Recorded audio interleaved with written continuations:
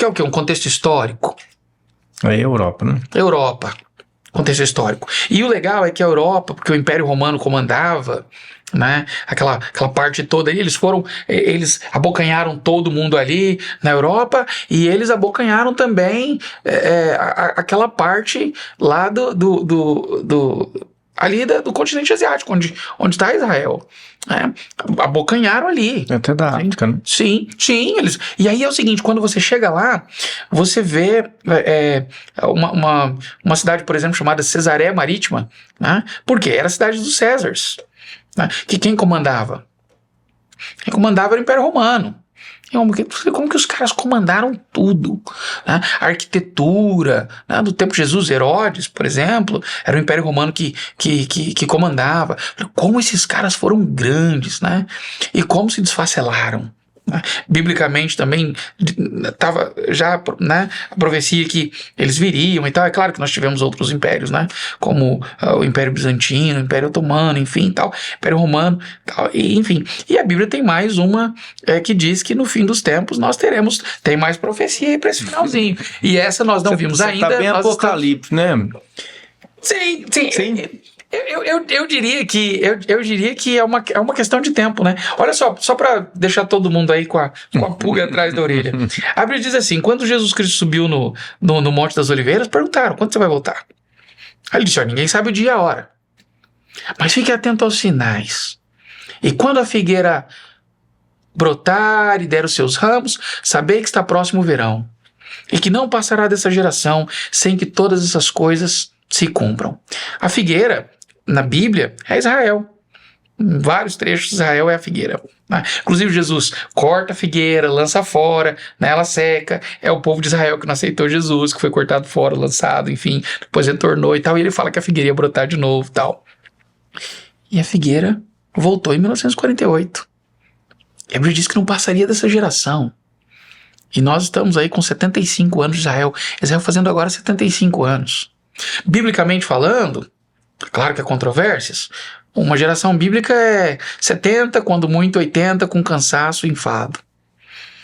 Então, biblicamente falando, nós estamos vivendo os dias que antecedem a volta de Cristo.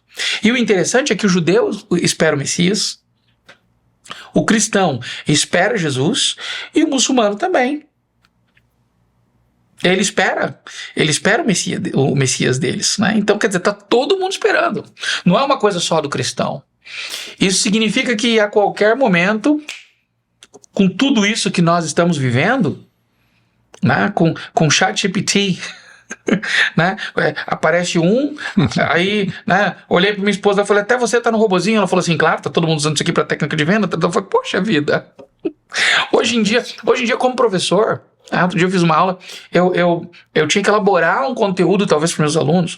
Eu vou na inteligência artificial hoje, eu quero uma conversação sobre os verbos auxiliares, para mim é uma conversação simples para alunos de inglês, digito em inglês e tal, e ele automaticamente, sim, claro, entrega ali. E hoje nós estamos vendo aí coisas como Elon Musk querendo colonizar Marte. Né? Não é uma utopia. Está fazendo isso. Ele está treinando, por exemplo, ele tá colocando os foguetes dele aí, né, inclusive até foi proibido agora pelos Estados Unidos de fazer novos voos, enfim. Agora, o que leva um ser humano a querer colonizar um outro planeta? Olha onde chegamos. A inteligência artificial. Né? Você sendo vigiado. Essa questão dessas pandemias e guerra. Mas guerra sempre teve. Sim, mas como o Albert Einstein disse, não sei como vai ser a terceira, mas a quarta vai ser Por quê? Porque ele sabia da bomba atômica até então. Então tem muita gente que acha, não, se pintar uma outra guerra nuclear aí, essa guerra sempre teve. Estão achando que vai sobrar alguma coisa. Né? E olha essa situação da Rússia, da Europa, tal, enfim, os Estados Unidos, a China querendo tomar Taiwan e os Estados Unidos dizendo que não. Olha o que estamos vivendo. E isso é bíblico, né? Guerras, rumores de guerras, mas ela diz assim: ainda não é o fim. E aí você me diz assim: peraí, mas eu vou ficar com medo? Mas não. Você acha que essa guerra da Ucrânia aí vai Acredito Pra Terceira sim. Guerra Mundial? Acredito que sim. Acredito que sim. Acredito que porque a OTAN ela está se envolvendo. Porque é o seguinte, se a OTAN não se envolve, a OTAN, né, que é aí os países da Europa mais os Estados Unidos, né, é a Organização do Tratado Atlântico Norte, se eles não se envolvem, a Ucrânia caía ali nos primeiros 15, 20 dias, 30 dias para a Rússia. Provavelmente o Vladimir Putin iria anexar ali aquela parte da Crimeia, como ele anexou. Aliás, já estava anexada, né? Não acredito que ele tornaria a Ucrânia território russo, mas ele colocaria um governo pró-Rússia que não aceitaria as armas da Ucrânia ali, você entendeu? E ficaria tudo de boa e nós teríamos paz. O governo tá e pronto, acabou. Tá um governo pró-russo dentro da Ucrânia. Só isso. E ele reivindicaria aquela parte ali e tal, seria isso. Mas o que está acontecendo? A Europa disse não.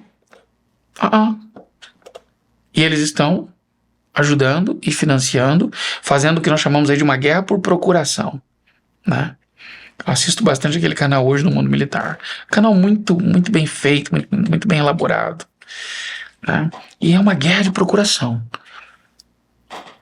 Enviando armamento, e os Estados Unidos também. Então vai chegar uma hora, sem contar os embargos econômicos, né, que colocaram na Rússia, tiraram a Rússia do SWIFT, né? Enfim, acreditaram que a Rússia não sobreviveria, mas aí a gente começa a ver aí as alianças, né? Rússia, China, né? O próprio Brasil já disse que tá ali, já não querem mais negociar em dólar, né? Então, quer dizer, há essa divisão. E aí o Irã tá muito perto ali, né? Tá? E aí nós temos aí assunto para mais uma profecia, que é a guerra de Gog e Magog que se aproxima. É onde todo mundo vai fazer um acordo, o povo de Israel, a Bíblia diz que o judeu ele não vai aceitar e todas as nações vão atacar Israel. E aí, mais uma vez, assim como na Guerra dos 6 Dias, assim como Davi e Golias, assim como na Guerra de Yom Kippur, assim como inúmeras outras guerras aí, Deus interviu e Deus vai mostrar para todo mundo que ele é o Deus Todo-Poderoso. Isso, e daí todo olho verá, né? Eu sempre falo, mas te dá medo? Eu te pergunto, te dá medo? A Bíblia diz assim, ao ver de todas essas coisas, exultai, erguei vossas cabeças, sua redenção está próxima. Então, quer dizer, tem um corinho que quando eu era criança cantava, né? Um dia lindo, almejo eu encontrar a eterna glória que prometida está. Né? Gozo e alegria posso então sentir por Jesus Cristo já está a ouvir. Aí Jesus virá outra vez aqui. Foi bem famoso. Enfim, e eu acho que o cristão ele não acorda e pensa assim, mais um dia. Ele pensa, menos um dia. Menos um dia. Né? O cristão ele anseia por isso. Encontraram um bilhete no apartamento do Mohammed Atta, aquele mentor dos atentados de 11 de setembro, né? Ele diz, somente quem acredita na vida após a morte é capaz de procurar a própria morte. Né? E o muçulmano acredita nisso. Não é que ele põe um colete bomba e se explode. Porque ele acredita que ele vai... Né? E o cristão, ele acredita. Ele crê. Só que muitas vezes o cristão fica, será? Será, Deus? Será que é isso? Será?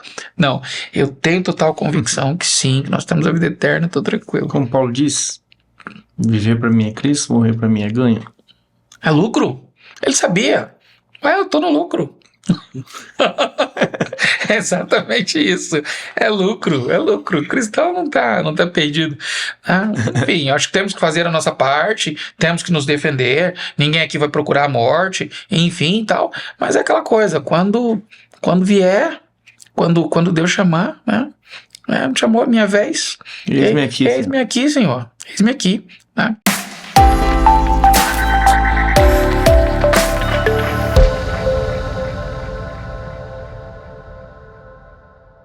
Adoramos receber o feedback dos nossos inscritos. Deixe o seu comentário abaixo sobre o que achou deste vídeo. E não se esqueça, tem mais cortes aqui no canal Convencional Podcast.